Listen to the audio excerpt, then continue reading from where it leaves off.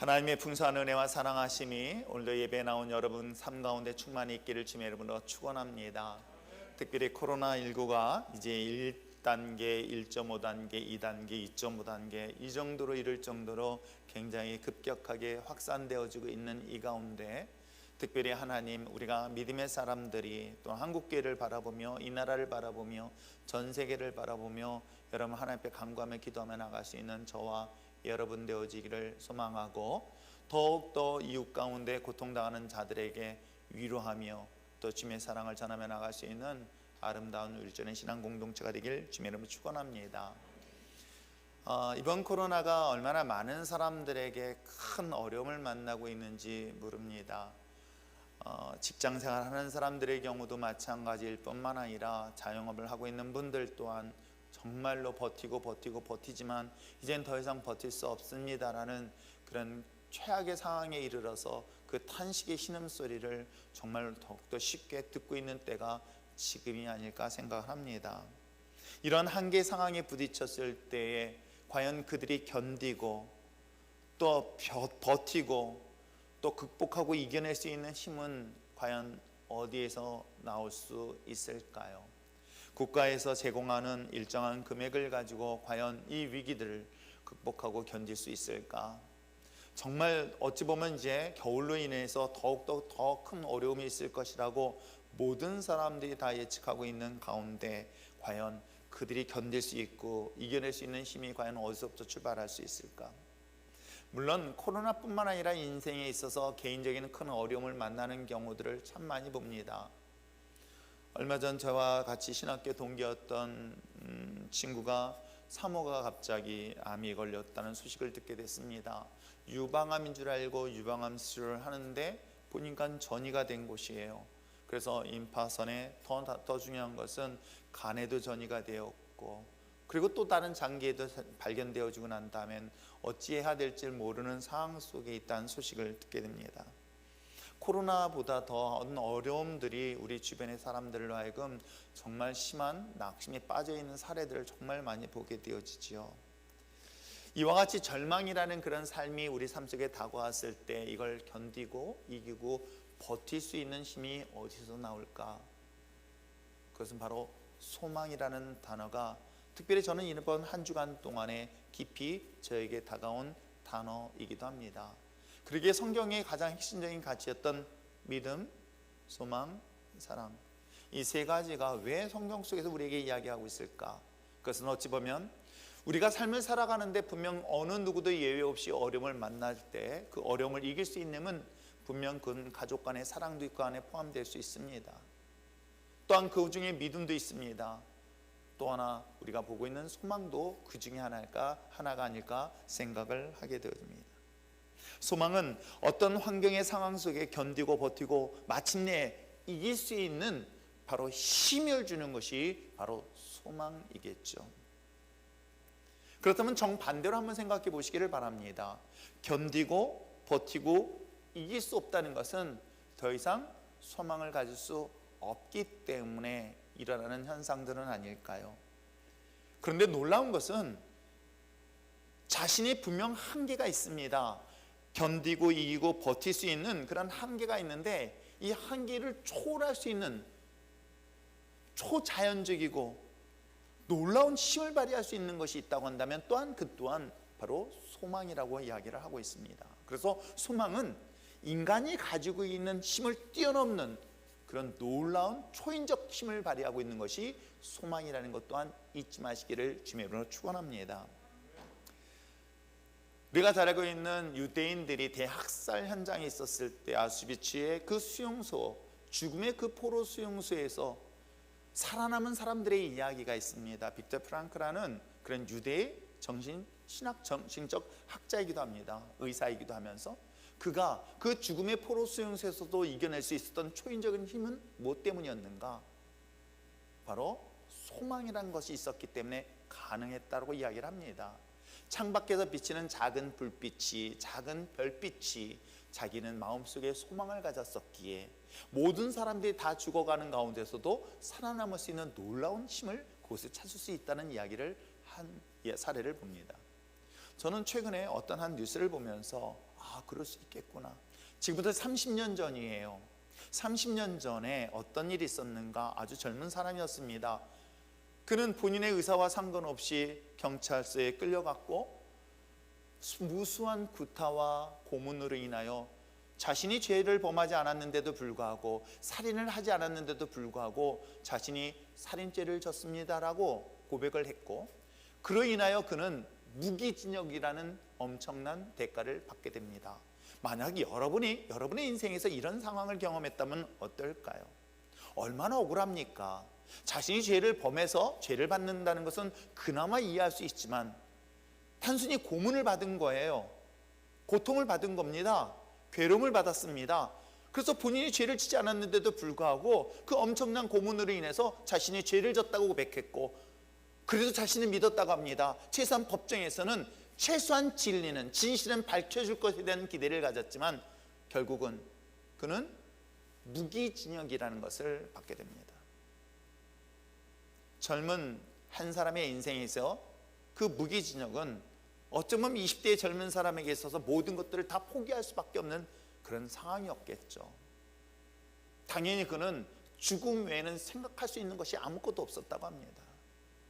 그 어둠 속에 갇혀있는 그 감옥 생활 속에서 버틸 수 있는 힘은 전혀 없었던 것이죠. 그나마 살아야 되겠다는 작은 희망은 그 먼 거리를 마다하지 아니하고 자신을 면회오는 그 어머니의 그 사랑 때문에 그나마 버티고 있었지만, 그러나 여러분 생각해 보세요. 무기징역, 자신이 언제 이곳에서 벗어날 수 있는 희망이랑은 전혀 볼 수 없는 이 무기징역의 이 죄수에게는 과연 내일이라는 희망을 가질 수 없기 때문에 매일같이 그는 죽음을 생각하며 살았다고 합니다. 그러던 그로부터 약 10년이 지났는데 그 무기징역수였던 이 사람이 감형을 받은 거예요. 몇 년으로? 20년으로. 그러면 지금 10년을 살았습니다. 그리고 앞으로 남은 시간이 10년이 남았습니다. 근데 놀라운 사실은 무기징역을 살았을 때만 하더라도 자신이 언제 이 감옥에서 나갈 수 있는 그런 어떤 시간적 제한이 없는 상황 속에서는 그는 죽음 외에는 다른 걸 생각할 수 없었던 그에게 소망이 있더라는 거예요. 여러분, 이게 얼마나 웃깁니까? 자기는 억울한 거예요. 억울하게 감옥살이를 하고 있는데도 불구하고 무기징역수가 이 10년이라는 제한된 시간, 즉 앞으로 10년 후에는 이 감옥에서 나갈 수 있다는 그 소망이, 그는 죽음에서 다시금 살 수 있는 소망을 가졌다는 이야기를 하게 됩니다. 물론 최근에 들어와서 재심을 위해서 10년이 지난, 즉 30년 전이니까 20년의 감옥살이를 했으니 이제 10년이 지난 지금에서야 이제 재심 판정을 하고 있는 그분의 이야기를 제가 들으면서 그 얘기가, 그 단어가 제 마음속에 와닿았던 거예요. 20년 동안, 아니 무기징역이라는 그 시간 속에서 그에게는 소망이 없었기에, 이 감옥에서 나갈 수 있는 소망이 없었기에 죽음 외에는 어떤 것도 선택할 수 없었으나 억울하게 사는 그 누명의 생활 속에 이 10년으로 감형되었고, 그것도 앞으로 10년 동안 감옥에 살아야 되는 것입니다. 여러분 생각해 보세요. 아니 감옥에서 10년을 버틴다는 게 쉬울까요? 쉽지 않습니다. 그런데 무기징역에서 20년 감형되었고 앞으로 10년 후에는 자신이 이 감옥에서 나갈 수 있다는 그에게 조그만 희망이, 조그만 소망이 그 감옥에서 살아야 되겠다는 그런 놀라운 힘을 갖게 되었다는 이야기를 들으면서 여러분 어떻습니까? 우리들의 인생 속에서 이와 같이 절망의 끝자락 속에 주는 그 소망은 내가 지금의 고난을, 지금의 고통을 견디고 이기고 마침내 승리할 수 있다는 것 또한 잊지 마시길 주님으로 축원합니다.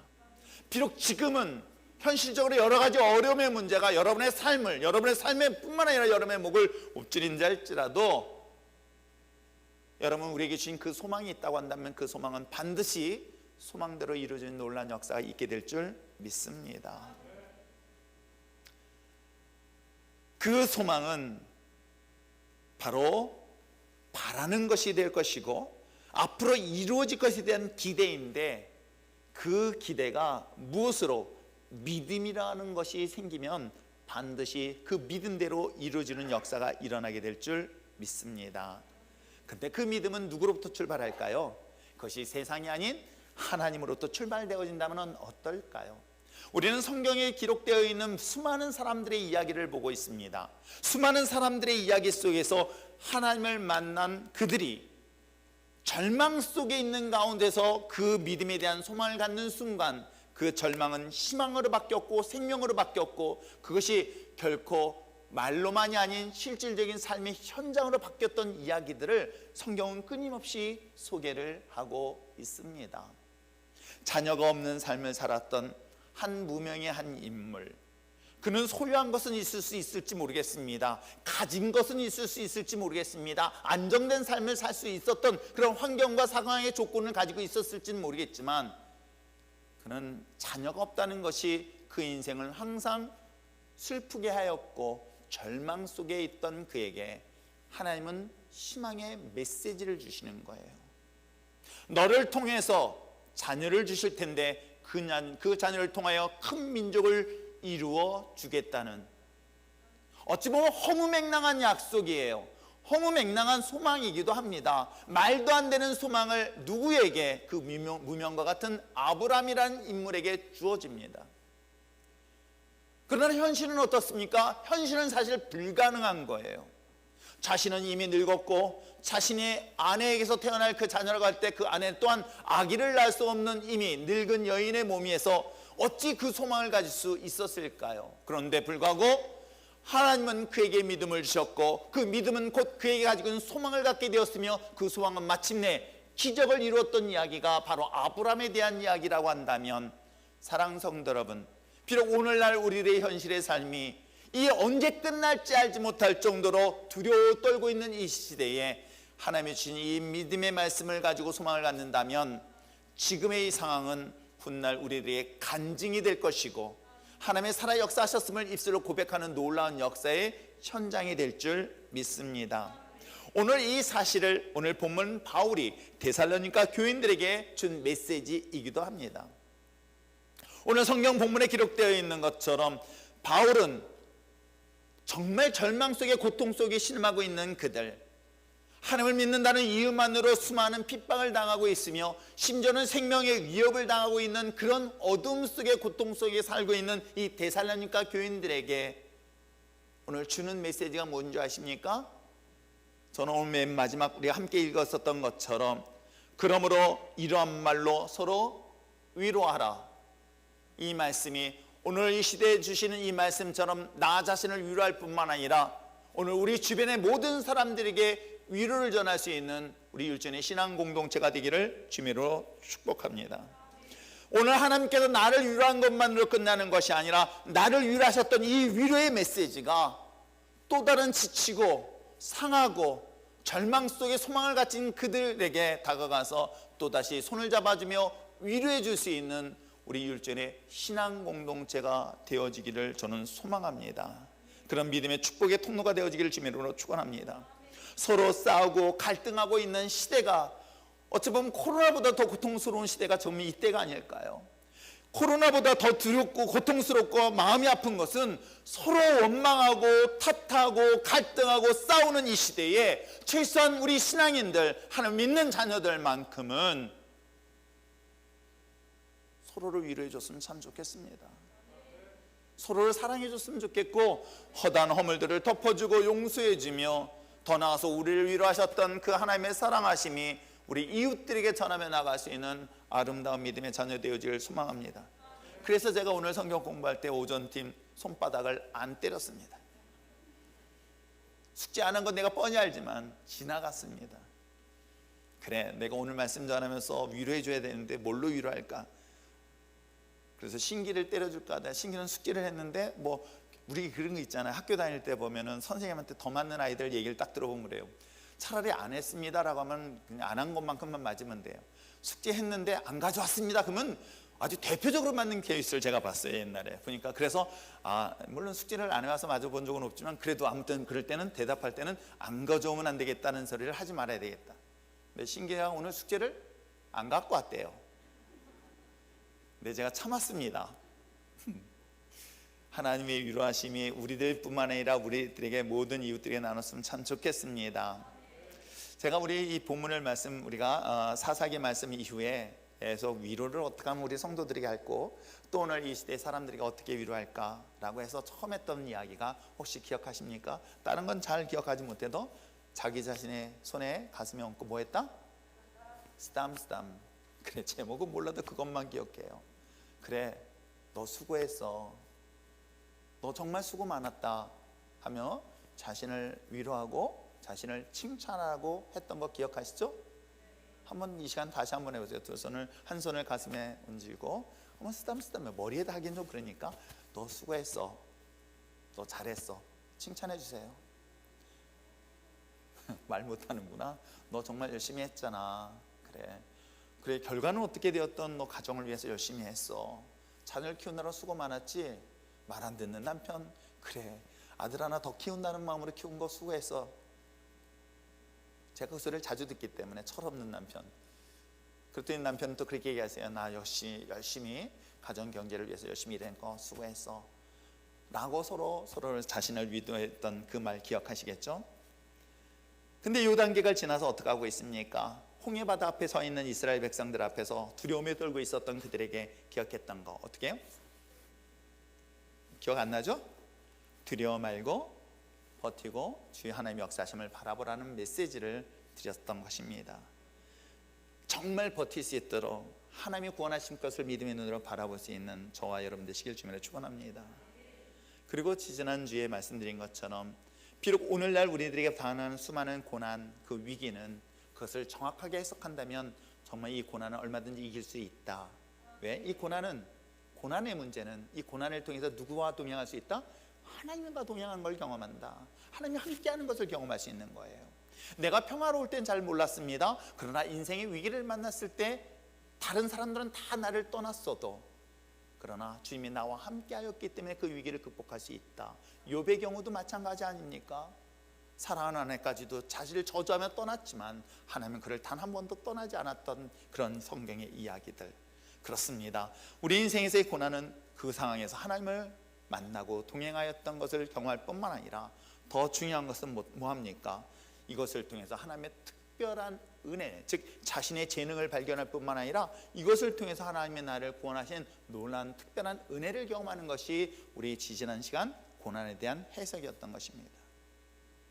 그렇다면 나를 위로했고 쓰담쓰담했고 버티고 주님의 역사심을 바라보면서 그 속에서 하나님의 인도하심, 하나님의 동행하심, 그러면서 이걸 극복해 나갈 수 있는 요셉의 모습처럼 자신의 새로운 재능들을 발견하고 그리고 이걸 통해서 하나님의 은혜를 경험했던 우리들이 해야 될 것이 무엇일까요? 이제는 나눠야 되는 시간 아닐까요? 전해야 되는 시간은 아닐까요? 왜요? 우리는 하나님이 이걸 통해서 나를 위로하셨음을 경험하고 회복하였음을 경험하고 역사였음을 기억했다면 오늘 맨 마지막 말씀, 서로를 위로하라. 이것처럼 우리 옆에 있는 지체를 위로하고 손을 잡아주며 함께 이 위기를 극복해 나갈 수 있는 이 시대의 아름다운 율전의 신앙 생명 공동체가 되기를 주님으로 축원합니다. 자, 그렇다면 저는 성경의 말씀을 보면 지난 전체적인 말씀을 보면서 하나님께서는 먼저 우리에게 어떤 꿈을 주시고 어떤 소망을 주실까요? 저는 두 가지 관점에서 볼 수 있습니다. 왜냐하면 성경 전체가 그 얘기를 하고 있기 때문에 그래요. 주님께서 이 땅에 2000년 전에 육신의 몸을 가지고 오셨습니다. 누구였습니까? 하나님이셨습니다. 그 하나님으로 오신 예수님이 하셨던 일들이 무엇이었을까요? 잘 보시길 바랍니다. 그들에게 소망을 주셨던 게 어떤 소망을 주셨을까요?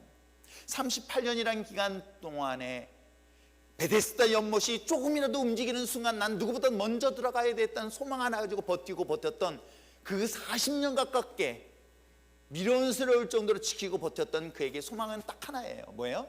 누군가가 감동돼서 실수로라도 자신이 먼저 물속에 밀어넣어 주길 원하는 거. 그런 거 있잖아요. 앞에 서 있습니다. 그 서 있는 자리가 어떤 자리냐면 번지 점프하는 자리예요. 본인은 보니까는 막상 내려가려고 했지만 너무 무서운 거야. 그래서 무서워서 버티고 있고 조금만 기다리세요 그랬더니 뭐예요? 옆에 있는 확 밀어버린 거예요. 상상을 해보세요. 그래가지고 얼떨결에 떨어지는 모습을 상상해 본다면 저는 베데스다 연못가에 38년 된 병자도 그런 모습이 아니었을까. 누군가가 실수로 서로 밀치고 먼저 들어가려다가 얼떨결에 실수로 딴 사람이 자기를 빌어가지고 먼저 들어가길 기대하는 이 사람, 그 사람에게는 현실적인 소망이 뭐가 있겠습니까? 오직 물이 동할 때 먼저 들어가는 그 일말의 조그만, 정말 신락 같은 조그만의 그 소망 가지고 그는 그곳에서 버텼던 것이죠. 그랬더니 예수님이 지나가시면서 그래, 잘 버티고 있네, 계속 버텨 라고 하지 않았습니다. 그래, 조금만 버텨, 혹시라도 너에게 선한 의인이 만나면 너를 먼저 그 속에다 집어넣을 수 있을 거야. 그랬더니 그거 절대로 포기하지 마 라고 하지 않았습니다. 먼저 주님이 그에게 다가가셨습니다. 그리고 자기를 주목하게 합니다. 낫고자 하느냐? 너 낫고 싶으니? 라는 작은 소망의 메시지를 그에게 전달하죠. 그러나 이 말을 들었던 38년 된 병자는 그 말이 들리지 않습니다. 맞아요, 나는 낫고 싶은 소망을 38년 동안 가졌습니다. 근데 그건 잊어버렸습니다. 어떻게 하면 이곳에 먼저 들어가야 되는데 들어갈 방법이 없습니다는 이야기를 할 때에 주님께서 주셨던 그 메시지는 그에게 놀라운 기적을 일으켰던 건 여러분 아십니까? 그렇습니다. 하나님이 우리에게 주신 소망은 이론적이지 않습니다. 추상적이지 않습니다. 너무 영적이지도 않습니다. 실제적인 삶의 현실적인 소망도 해결해 주시는 것들을 성경은 수없이 소개하고 있는 건 여러분 아십니까? 평생 태어나면서부터 안진뱅이의 삶, 다른 사람이 구제를 하지 않으면은 아무것도 먹고 살 수 없는 그 절망적인 삶을 살았던 그 안진뱅이 인생, 주님은 그에게 다가가셔서 그 안진뱅이를 일으키셨던 것 여러분 아십니까? 바디메오는 어떻습니까? 그의 아버지도 본인도 남들에게 구걸하면서 앞을 볼 수 없는 그 인생을 살았던 그에게 주님은 먼저 다가가셨습니다. 그는 그를 구원하셨습니다. 그를 치유하셨습니다. 하나님이 우리 계신 그 성경의 수많은 사례들은 오늘 현실을 살아가고 있는 우리들에게 또 다른 소망을 갖게 하는 거예요. 대대로 묶여있는 내 인생의 저주들이 주님을 통해서 내 현실적인 문제에 대한 소망을 해결해 주실 분이라는 사실들을 성경은 끊임없이 소개하고 있어요. 어찌 보면 왜 우리가 일하느냐라고 하는 질문 앞에서 우리는 스스럼 없이 말하는 것은 뭐라고 얘기하는지 아시겠어요?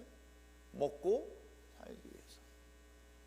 주님께서는 놀랍게도 그 한 끼의 식사를, 한 사람의 식사를 가지고, 한 어린아이 식사의 한 끼의 도시락 가지고 자그마치 5,000명을 먹이고도 남기는 그런 놀라운 현실적인 기적 같은 사건들을 성경을 통해서 계속 소개하고 있는 이유가 뭐 때문인지 아십니까? 하나님의 자녀들에게 주신 소망은 오늘 우리에게 고통당하는 이 현실의 문제까지도 하나님을 통해서 해결해 주시는 분이야. 이 사실에 대한 이야기를 계속해서 성경은 소개하고 있는 것입니다. 그러던 어느 날 우리는 오늘 현실의 어려움의 문제를 가지고 주님 앞에 간구하는 것을 어느 순간부터인가 기복적이라고 손가락질하며 조롱하는 사람들의 소리를 저는 개척하고 난 다음에 들었어요. 물론 저 역시도 그 중에 한 사람이었을지도 모르겠습니다. 나는 영원한 하나님의 나라가 중요한 것이지 현실이 중요한 것이 아니야 라고 생각했던 저에게 막상 교회를 개척하고 현실을 보니 하나님, 이분에게는 당장 천국에 대한 소망 갖는 것도 중요하지만 오늘 이분에게는 필요한 한 끼의 식사가 필요하다는 걸 보게 된 거예요. 이분에게 당장 필요한 것은 오늘 하루의 음식을 살 수 있는 고철이 필요한 거예요. 그래서 기도할 때 하나님 오늘 좋은 고철 왜 그 기도를 했는지 모르겠어요. 그래서 맨날 고철 주스러 다녀. 그분 어떻게 살고 있는지 지금도 고철 줍고 있지는 않겠지만은 가난한 현실 앞에서 부딪혀서 고통하고 고통 속에 신음하는 그들에게 기복? 저는 이 얘기를 들을 때 이건 가진 자들이, 있는 자들이 아주 교만한 신앙의 모습이구나. 이 사람들은 하루를 벌어서, 하루를 일해서, 하루를 얻어서 한 끼 식사를 해결하는 사람들에게는 그 하루의 한 끼는 이건 생명과 같은 거예요. 성경은 그 어디도 하나님께서 기복이라고 해서 그들을 거절하지 않으셨어요. 그렇습니다. 어찌 보면 오늘 우리들의 삶 속에서 당한 현실의 어려움의 모든 문제들, 우리에게 또 다른 소망을 주셨으니 이 현실적인 그 어려움의 문제도 하나님의 은혜 가운데 응답하시고 해결해 주시고 채워주시고 넘치도록 부어주시는 그 하나님의 놀라운 소망이 우리에게 있다는 것, 그것은 하나님을 통해서 이루어지고 있다는 것 잊지 마시길 주님으로 축원합니다. 때로는 우리 인생에 목마를 때에 하나님은 참으라고 하지 않으셨어요.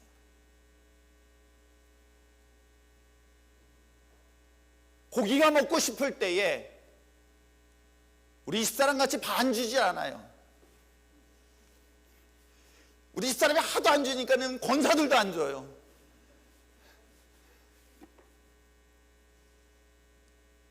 갑자기 고기 먹고 싶네요. 하나님은 단 한 번도 안 돼 하지 않으세요. 목마르다고 그 분노하고 원망할 때에 그래? 알았어. 이건 기적 같은 역사가 일어났습니다. 반석을 깨트려서, 윤반석을 깨트려가지고, 그래서 생수가 나와서 뭘 만들어버렸는지 아세요? 강을 만들어버렸어요. 그리고 그 강이 지금도 그렇게 만드신 거예요. 그들이 만나를 먹고 메추라기의 고기를 먹고 싶을 때 만나 메추라기를 원 없이 주셨던 분이 하나님이셨던 거예요. 그래서 잠언의 말씀에 이런 말씀이 있습니다. 잠언 22장 4절의 말씀에 보니 겸손과 여호와를 경외하는 자, 겸손하고 하나님을 경외하는 자에게 그에 따른 보상이 있다고 했습니다. 뭐예요? 재물과 영광과 생명. 저는 이 앞에 단어가 너무 제 마음을 흡족하게 해요. 싫은 사람 손 들어보세요. 어떤 분이 생일 카드를 받았는데 저한테 컴플레인이 들어왔어요. 목사님, 변했습니다. 왜요? 돈이 없어요. 깜짝 놀랐어요. 그게 어떻게 됐냐면 사이에다 넣어야 되는데 뒤에다 넣은 거예요. 뺀 거예요. 봉투 속 안에 있으니까 겉에만 있고 속 안에 없는 거야. 그래가지고 저한테 와서 컴플레인을 걸더라고요. 야, 그거 그래서 내가 진짜 회개를 해야 될지 미워해야 될지 잘 몰랐어요. 하나님께서 우리에게 필요한 일용할 양식이 필요 없다면 이 표현을 쓰지 않아요. 하나님을 경외하는 자에게 하나님께서 우리의 필요한 모든 것들 중에 하나, 재물 또한 주시겠다고 약속하신 것은 그렇습니다. 코로나로 인하여 지금 어려운 이 상황 속에서 하나님께서 우리에게 또 다른 소망을 주셨으니 최소한 우리의 필요한 것들을 채우시고 채우실 수 있는 놀라운 소망을 주실 줄 믿습니다. 그런 은혜 가운데 믿음으로 승리만 나갈 수 있는 저와 여러분 되시길 주님으로 축원합니다. 하나님께서는 이와 같이 우리 현실에 필요한 모든 것들을 공급하시는 것만 소망 주실까요? 그 다음 단계가 더 높은 수준의 단계에 소망을 주셨습니다. 그것이 뭔지 아십니까? 영원히 변하지 않는 걸 주신 거예요. 영원히 변하지 않는 신령한 것들에 대한 소망을 우리에게 주신 거예요. 잠시 물론 필요한 양식 다 주십니다. 그런데 이것만이 아니라 더 궁극적인 것까지 하나님이 주신 것을 오늘 성경을 통해서 소개를 하고 있습니다. 오늘 데살로니가 교인들에게 바로 더 궁극적이고 영원한 소망을 소개하고 있는 내용이 우리가 함께 본 내용입니다. 과연 그것이 무엇일까? 바로 그것은 영원한 생명인 거예요. 자, 한번 본문의 말씀 한번 읽어볼까요? 13절 말씀을 함께 읽어보시기를 바랍니다. 13절 읽겠습니다. 시작.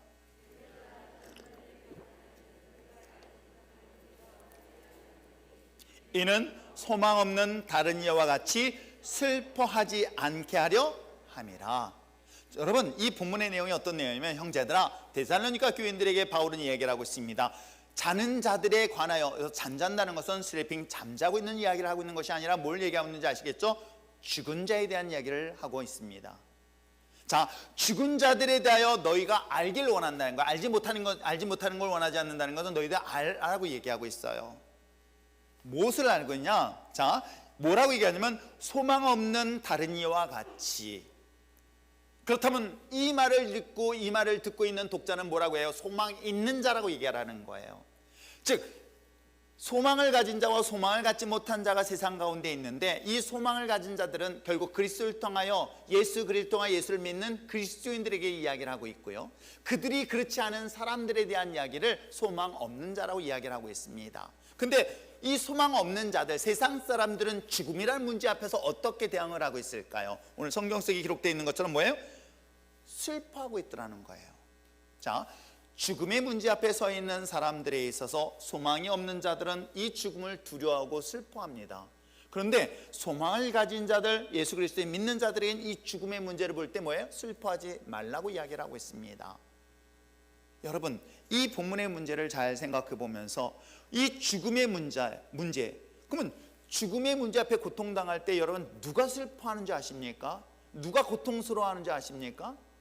저는 제가 생각해 보니까 그래도 죽은 사람은 일단 몰라요. 물론 우리가 잘 알고 있는 부자와 나사로의 경우에 죽은 자도 지옥에서 고통당하고 있는 것에 대한 이야기를 하고 있지만, 살아있는 나는 몰라요. 그 사람이 정말 고통당하고 있는지 몰라요. 근데 중요한 건 뭐예요? 죽음을 당한 가정에서 고통스러워하는 사람들이 누구예요? 남아있는 자예요.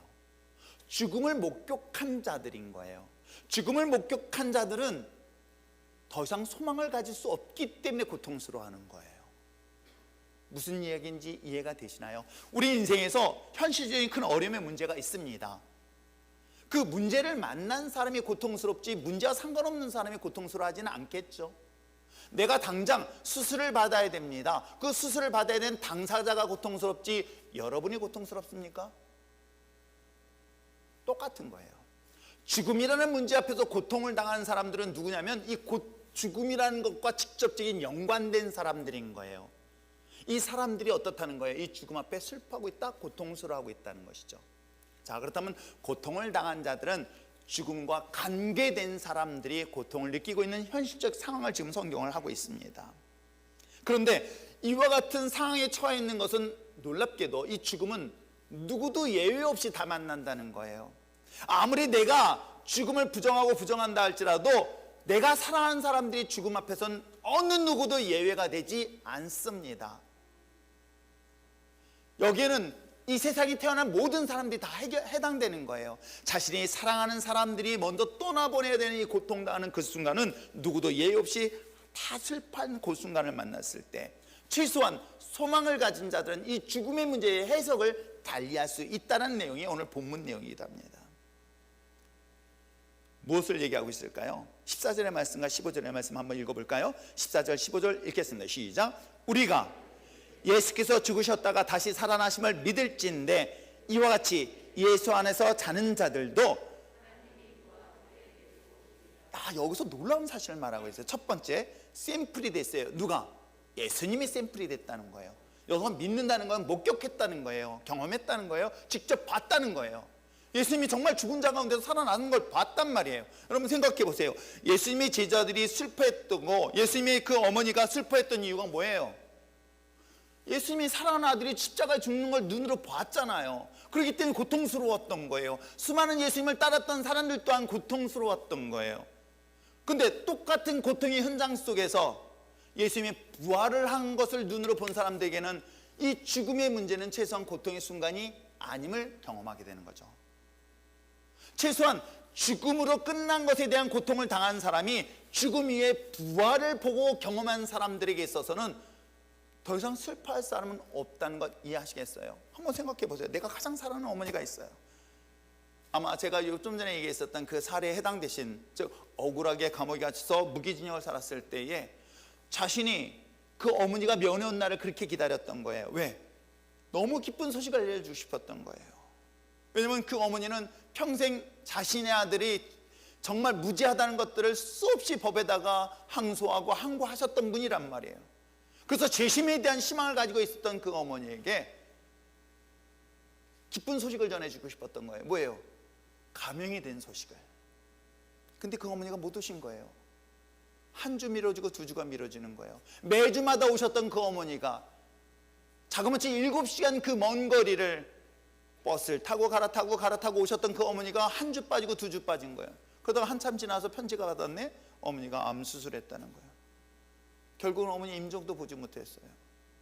여러분, 그 상황을 처했던 이 아들에 있어서는 그 돌아가신 어머니를 다시 한번 볼 수 없다는 것, 자신이 감옥에 나온 이후에도 그 마음속에 죄책감을 가지고 살아갈 수밖에 없는 이 사람, 그 마음을 이해하실 수 있겠습니까? 지금 이 본문에 기록되어 있던 이 상황 속에서 마침내 그 어머니가 다시 살아났다고 한다면 여러분 어떻습니까? 여전히 죄책감이 있을까요? 희망을 가질 수밖에 없는 거잖아요. 소망을 가질 수밖에 없는 거 아니겠습니까? 그 아들에게는 더 이상 소망을 가질 수 없고 슬퍼할 수밖에 없는 것은 그 어머니가 다시 살아난다는 것에 대한 믿음이 없었기 때문인 거예요. 그런데 오늘 성경 속에 기록되어 있는 예수 믿는 사람들에게는 소망을 가질 수 있었다. 왜? 지금 이 정도의 상황 속에서 예수님이 샘플로 보여주셨으니 부활이란 거예요.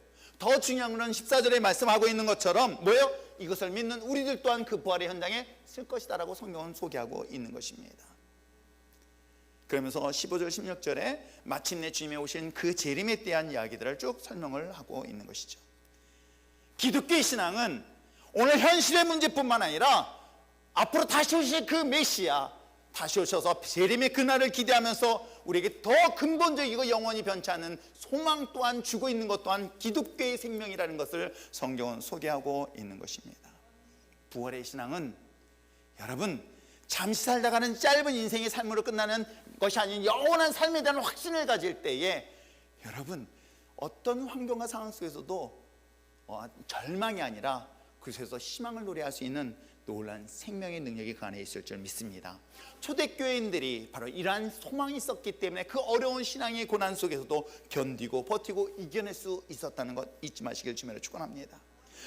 자신의 어떤 상태이든지 죽음의 고통 속에서도 여전히 우리는 소망을 말할 수 있는 것은 우리는 죽음으로서 끝나는 것이 아니라 죽음 이후에 영원한 생명의 부활의 생명을 가지고 신앙을 가진 것이 저와 여러분이라는 것을 절대로 잊지 않길 주님으로 축원합니다. 말씀을 정리해 볼까요? 하나님께서 우리에게 주신 소망은 어려운 현실의 문제를 반드시 구원해 주시고 해결해 주시는 여호와 하나님, 이것에 대한 믿음을 절대로 흔들리지 않길 주님으로 축원합니다. 내 현실의 어떤 어려움의 문제도 반드시 하나님은 해결해 주시고 지키시고 인도하시고 보호하신다. 놀라운 기적 같은 역사가 일어나게 될 줄 믿습니다. 혈루증을 앓고 있는 여인에게 하나님께서는 그 기적의 역사의 자리로 만드신 것처럼 오늘 하나님의 은혜의 역사하심이 반드시 우리의 현실의 삶 속에서도 반드시 회복되는 역사가 있게 될 줄 믿습니다.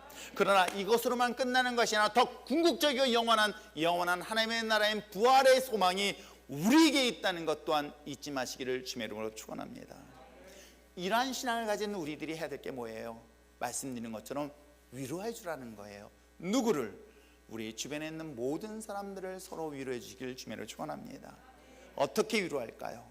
어떻게 위로해 줄까요? 최선 율전의 신앙 공동체 속에 그리고 이 주변에 있는 사람들을 위해서 해줄 수 있는 것이 무엇일까? 저는 1장 2절의 이 말씀에 시작이 되어진 걸 볼 수가 있어요. 자, 1장 2절 데살로니가전서 1장 2절 말씀 한번 읽어보시길 바랍니다. 시작. 자, 다시 한번 시작. 항상 하나님께 감사하며 뭐할 때? 기도할 때에. 그렇습니다. 우리가 서로 위로하는 것의 첫 번째 출발은 기도해 줍시다. 자신을 위해서 주신 하나님의 놀라운 역사를 흘려 넘치게 하는 방법 중에 하나가 기도예요. 하나님의 기적의 역사는 나를 위해 기도하지 말고 기도를 상대방에게 해주세요. 그럼 놀랍게도 그 기도의 역사의 축복은 자기에게도 돌아옵니다. 아시겠어요? 그래서 이렇게 기도하세요. 하나님, 내가 지금 형제 어렵습니다 라고 기도할 때는 그렇게 기도하세요. 어떻게? 지혜롭게 기도하는 것 중에 하나는 딱 보고 제일 어려운 사람이 있어요. 근데 어려운 사람인데 보니까 하나님의 축복 받을 가능성이 제로 포인트. 내가 볼 때는 정말 하나님이 축복할 만한 가능성이 없어. 그런 사람 위해서 축복해 보세요. 그랬더니 뭐라고 하냐면, 그래서 진짜 축복받으면 어떻게 해요?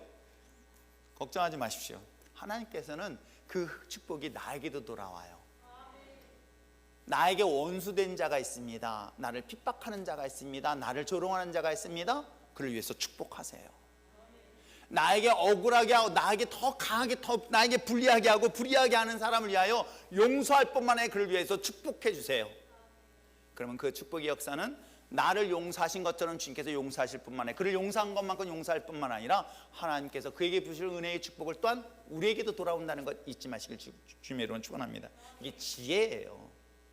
그래서 서로를 위로하는 것은 서로를 위해서 축복 기도해 줄 수 있는 여러분 되시길 부탁드립니다. 우리 주변에 있는 지체들, 우리 열전의 신앙 공동체 가운데 어려움이 있다고 한다면 여러분 어떻게 하시겠습니까? 전 개인적으로 감사한 거는 헌금 기도를 볼 때마다 누구누구 집사님, 누구누구 가정에 사랑하는 남편이 암으로 투병 중입니다. 그 남편 구원해 주시고 치료해 달라고 하는 자신의 기도 아닌 이웃의 기도를 할 때마다 제 마음속에 감동을 줄 때가 정말 많이 있어요.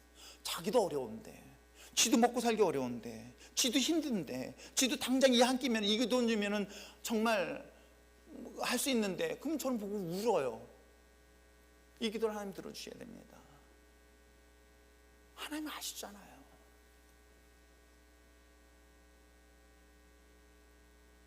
저희 어머님이 항상 가르침이 뭐였냐면 콩 한 쪽도 어려운 사람과 나누라는 얘기예요.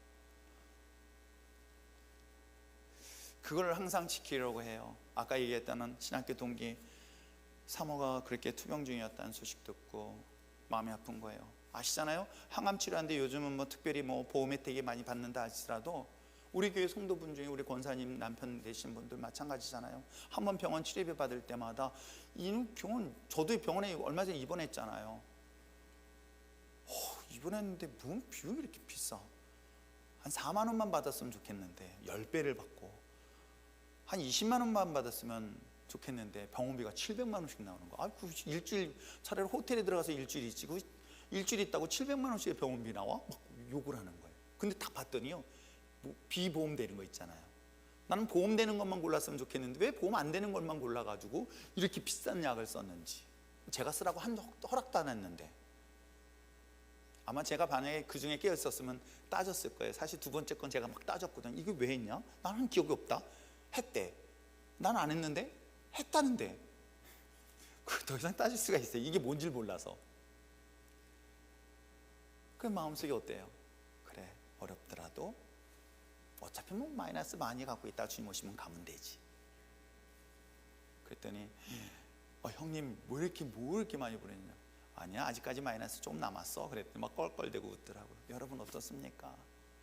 저는 우리 율전의 신앙 공동체가 있어서가 아니라, 여유 있어서가 아니라, 내가 풍요로워서가 아니라, 내가 아무 문제가 없어서 기도 안 하는 것이 아니라, 지금 나는 고통스럽지만, 아프지만, 슬프지만, 그럼에도 불구하고 고통 속에 신음하는 자들을 위하여 함께 울며 기도할 수 있는 여러분 됐으면 참 좋겠습니다. 뿐만 아니라 함께 나눴으면 참 좋겠어요. 기쁨도 나눌 뿐만 아니라 아픔도 같이 나눴으면 참 좋겠습니다. 코로나로 어려운 이웃교회들, 이웃 사업장들 정말 기도하면서 제가 염려를 해드려요. 기도하면서 기도하겠습니다. 사람이 없네요. 어떻습니까? 오지랖 넓게 계속 물어보고 다니면서 여러분들이 정말 하나님이 주신 우리는 하나님이 주신 이 귀한 생명, 소망이 있잖아요. 현실과 미래에 대한 확신과 소망이 있다면 이제는 이웃들에게 전했으면 좋겠습니다. 먼저 그들을 위해서 기도합시다. 그리고 나눕시다. 내게 있는 것들을 나눕시다. 그것이 데살로니가 교인들에게 이야기하고 있는 거예요. 바울의 선교 사역 속에 이 하나님의 선교의 많은 일들의 재정적인 것뿐만 아니라 많은 일들을 감치 동참했던 것처럼 아픔도 기쁨도 함께 나눌 수 있는 저와 여러분 되시길 주님의 축원합니다. 가장 중요한 게 뭔지 아십니까? 예수예요. 바울은 데살로니가 교인들에게 이야기했던 것, 그들을 위로하는 것은 기도도 필요하고 약간의 재정도 필요하지만 더 중요한 게 뭔지 아십니까? 바로 예수 그리스도예요. 복음이 그 사람의 생명을 살릴 수 있다는 확신 때문에 바울은 이 데살로니가 이 본문을 통해서 계속 이야기하고 있는 거예요. 이 본문에서 이야기하는 가장 중립적 인물은 바로 예수 그리스도다. 여러분, 이젠 서로를 위해 위로하는 것은 말이 아닌 오늘 내 안에 예수의 생명을 통해서 위로하고 희망을 주고 소망을 나눌 수 있는 아름다운 신앙 공동체가 되시길 주님으로 축원합니다. 그리하여서 정말 이 위기가, 코로나가 정말 하나님의 기적 같은 역사 속에서 이겨내고 훗날 시간이 지나서 하나님이 한국교회를, 이 나라의 이 민족을 거룩하게 세워주시고 회복하게 했습니다. 거기에 부족하냐면 나를 도구 삼아 쓰였습니다 라고 고백하며 나갈 수 있는 저와 여러분 되시길 소망합니다. 이 와중에서도 내가 고민하고 있는 건 동사무소에서 정말 이 마스크, 이제 마스크가 얼마나 했더니 가격도 많이 다운돼서 정말 어려운 이웃들이 나눌 수 있는 것이 무엇일까를 정말 진지하게 고민하는데, 결국 그들에게 마지막까지 전할 예수님은 나에게 생명처럼 있기에 우리가 끝까지 전하며 나갈 수 있는 아름다운 믿음의 공동체가 되길 주님으로 축원합니다. 기도하겠습니다.